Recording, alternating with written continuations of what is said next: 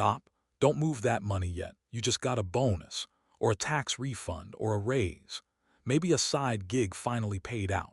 Whatever it is, there's an extra chunk of cash sitting in your checking account right now, and it's burning a hole through your screen.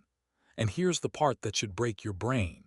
The decision you make in the next 72 hours about that money is worth more than every single financial decision you've made all year.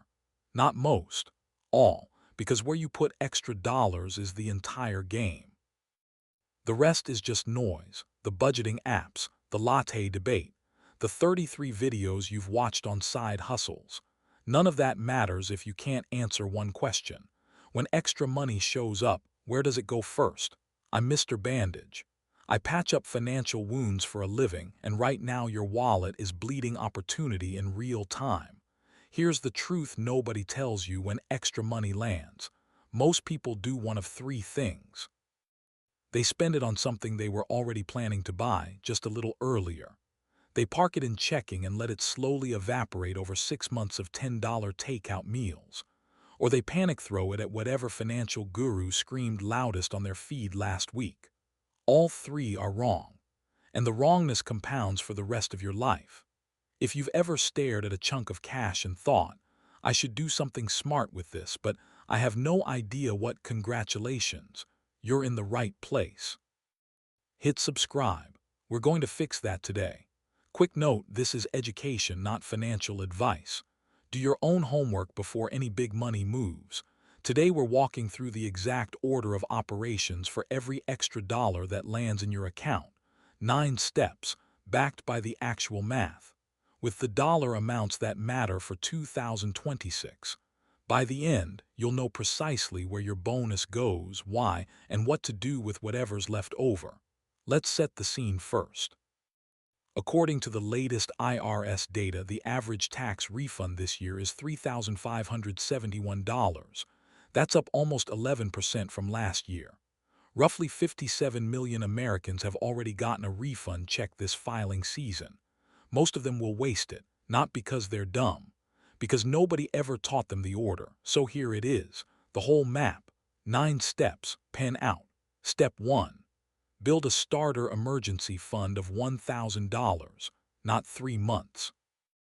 Not 6 months, $1,000, in a high-yield savings account, liquid, untouchable, different account from your checking, because if you can see it, you'll spend it. Why so small? Because the goal at step 1 is not to be safe forever. The goal is to stop the bleeding, to break the cycle where every flat tire, every dental visit, every surprise vet bill becomes a new credit card balance growing at 22%. If you don't have $1,000 in a savings account right now, separate from checking, you stop watching the rest of this list. You go do that first. Period. Here's the part that should break your brain. According to a Federal Reserve survey on household economic well-being, roughly 37% of Americans cannot cover a $400 emergency without borrowing. 37%. That is 1 in 3 of your neighbors. 1 in 3 of your coworkers. 1 in 3 of the people in line behind you at the grocery store. Step 1 ends that, quietly, without drama, with $1,000 between you and chaos. Step 2. Capture your full employer 401k match, every cent of it. If your employer matches up to 6% of your salary, you contribute 6%. If they match 3%, you contribute 3%. The match is a 100% return on your money, instantly, risk-free. Let me say that again because I don't think it lands the first time.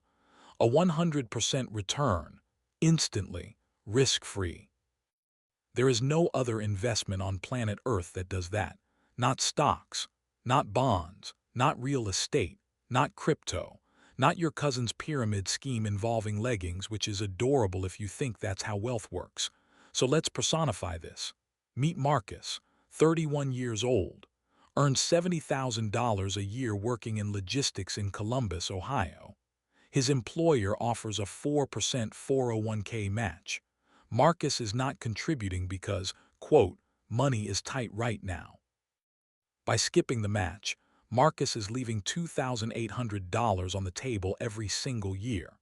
That's $2,800 his employer would have given him for free, just for participating.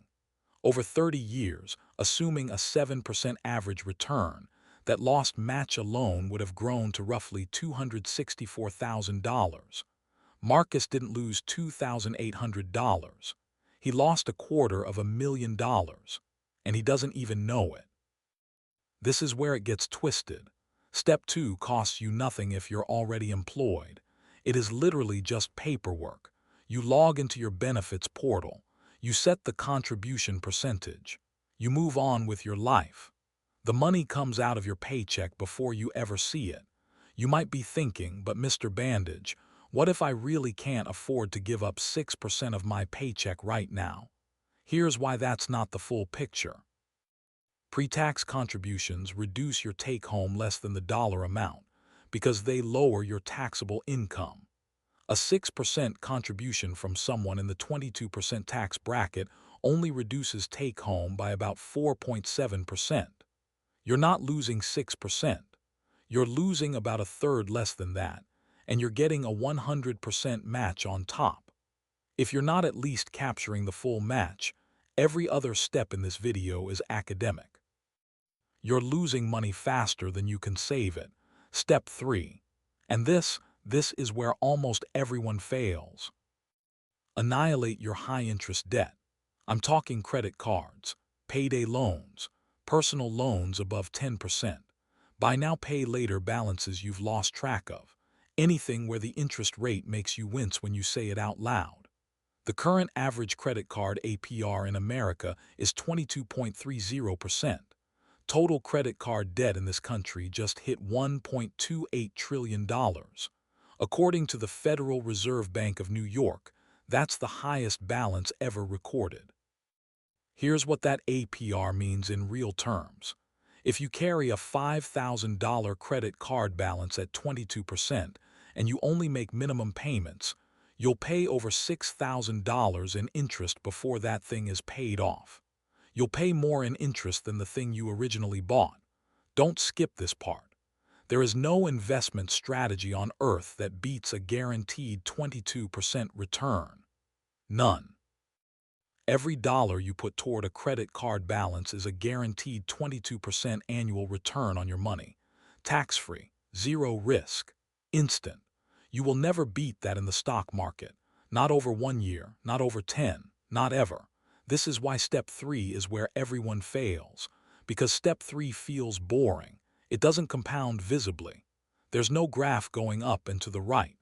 There's no app sending you a notification saying you just earned 22% today. There's just a balance going down. Slowly, painfully. But this is the single highest return move you can make in personal finance. Period. Here's a brutal personification. Meet Jasmine, 28 years old, marketing coordinator in Atlanta, earning $62,000 a year. She has $8,000 on a credit card at 23%. She also has $6,000 in a Robinhood account, watching it inch up 2% a month and feeling like an investor. Jasmine is losing money every single month. The interest she's paying on the credit card is greater than what she's making on the investments, by a wide margin. She's congratulating herself for being financially active while quietly being strip-mined by a single piece of plastic in her wallet. If Jasmine sold the brokerage and threw it at the credit card, she would be objectively wealthier within 12 months. Mathematically, provably. But she won't. Because the brokerage feels like progress and the credit card feels like punishment. The order doesn't care about your feelings. Step 4. Now you fully fund your emergency fund, 3 to 6 months of essential expenses. Notice the word essential, not 3 to 6 months of your current lifestyle, not 3 to 6 months of every Uber Eats order and gym membership and streaming subscription. 3 to 6 months of rent, groceries, utilities, insurance, minimum debt payments, gas. The bare survival number. For most U.S. households, that lands somewhere between $15,000 and $30,000. Sounds like a lot. It is a lot. That's the point. 3 months if your income is stable, You have multiple earners in the household and your industry is hiring. 6 months if you're a freelancer, single income, work in a sector that lays people off in waves, or have anyone depending on you. Park this money in a high-yield savings account. Right now, the best accounts are paying somewhere in the high 3 to low 4% range. It's not getting rich. It's not supposed to. Its only job is to be available the moment your life explodes, because life will explode. The car will die. The roof will leak. The job will end. The kid will need braces. Statistically, one of those things is happening to you in the next 18 months. You might be thinking, but Mr. Bandage, can't I just keep using credit cards as my emergency fund? Sure, you can. And then you'll be back at step 3, forever, watching your wealth get strip-mined by 22% interest. Living in the loop where any random Tuesday can financially restart your life. The emergency fund is the wall that stops the cycle. Now here's the trap nobody sees coming. People skip step 4. They go straight from paying off their credit card to investing. And then 6 months later, they have a $5,000 car repair, no emergency fund, and they put it back on the credit card. They're back to step 3. Their entire year of progress gone. The order is not optional. Step 4 exists for a reason. Step 5. Max out your health savings account. Yes, I'm serious. Yes, before the Roth, here's where the math gets brutal. The HSA is the single most tax-advantaged account in the entire United States tax code. It's the only account that gives you all 3 tax breaks. Money goes in tax-free, grows tax-free, comes out tax-free for medical expenses. Triple tax advantage. There's nothing else like it, not the Roth, not the 401k, nothing. For 2026, the IRS limit is $4,400 for individuals. $8,750 for families. You qualify if you're enrolled in a high-deductible health plan, which roughly half of U.S. workers with employer coverage now are. Now here's what changes everything. Most people use their HSA the wrong way. They contribute, they spend it on doctor visits, they drain it down to zero every year. That's fine, but that's not the play. That's using a Lamborghini to deliver pizza. The real play is to contribute, invest the balance like a brokerage account, and pay your current medical expenses out of pocket. Save the receipts, every receipt, every prescription, every copay. Decades from now, you can reimburse yourself for those old expenses, tax-free, with money that has been compounding all this time. There is no other account in the U.S. tax code that allows you to do that. A maxed-out HSA over 30 years growing at 7% becomes roughly $400,000, tax-free. If you use it for any qualified medical expense at any point in your life, including the receipts you saved 20 years ago. If you have access to an HSA and you're not using it, you are voluntarily handing the IRS money. Stop doing that. Step 6. Max out your Roth IRA. For 2026, the IRS limit is $7,500 per person, $8,600 if you're 50 or older. The Roth is magic for one reason. You pay taxes on the money now, and then it grows tax-free for the rest of your life. 40 years from now, when you withdraw it in retirement, the IRS doesn't get a single cent. Why does Roth come before maxing your 401k? Because most 401k plans have limited investment options and sometimes higher fees built into the plan structure. Your Roth IRA at a major brokerage gives you access to the entire market for nearly zero in fees. Total U.S. stock market index fund, total international, bond funds, whatever you want. You also get more flexibility. You can pull your contributions, the money you put in, not the growth, out at any time for any reason without penalty. That's a feature no other retirement account offers. It's a backup emergency fund hiding inside a retirement account.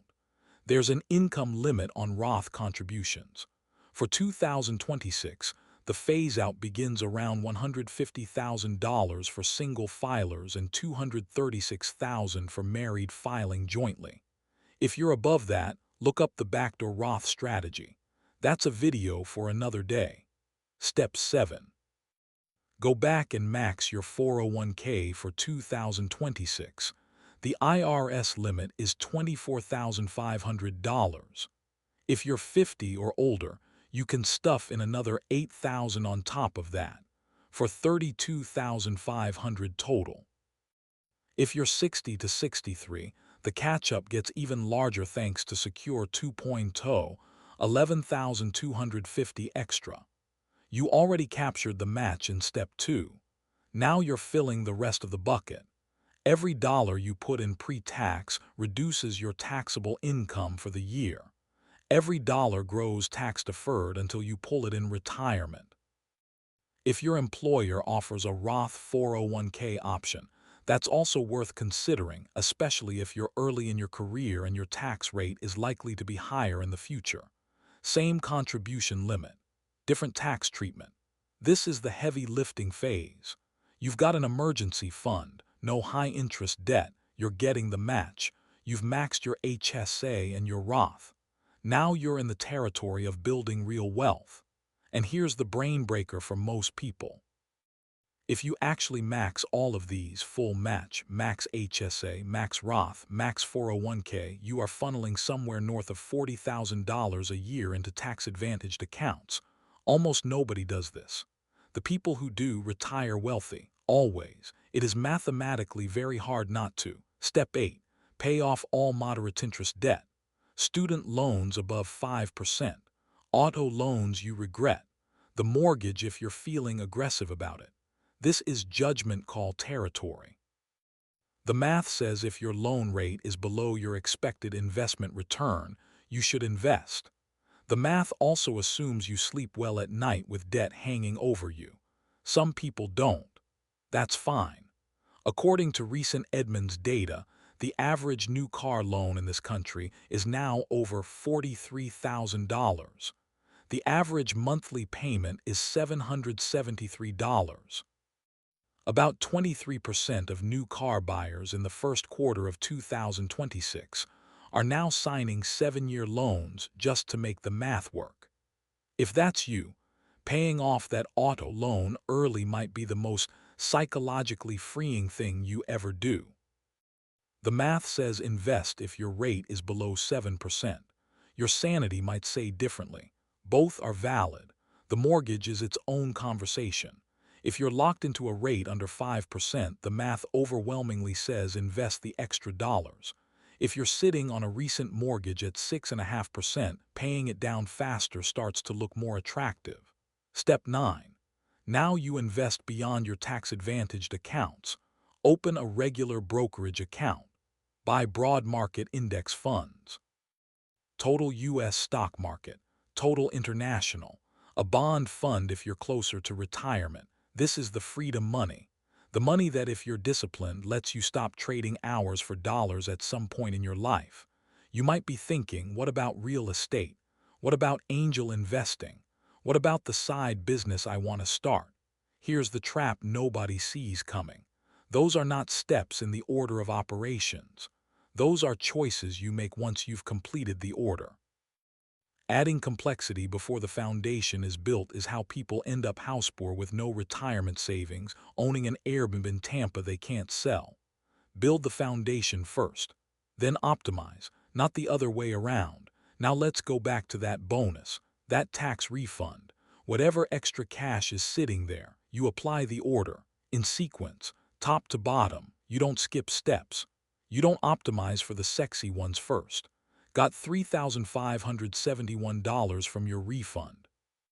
If you don't have $1,000 saved, the first 1,000 goes to step 1.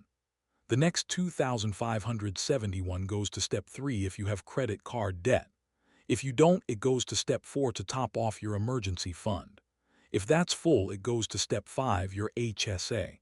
And so on. Got a $5,000 bonus, same exact process. Top of the list, work down. Got an inheritance of $50,000, same exact process. Top of the list, work down. The number changes. The order does not. The order doesn't change based on the amount. The order is the order. This is how wealth actually gets built.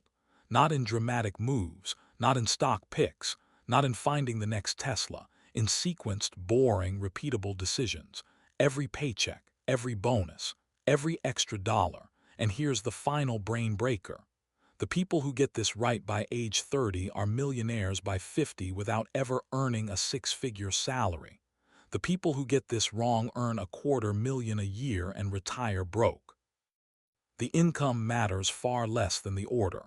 You are not behind because you're stupid. You are not broke because you're lazy. You are exactly where you are because nobody handed you the order.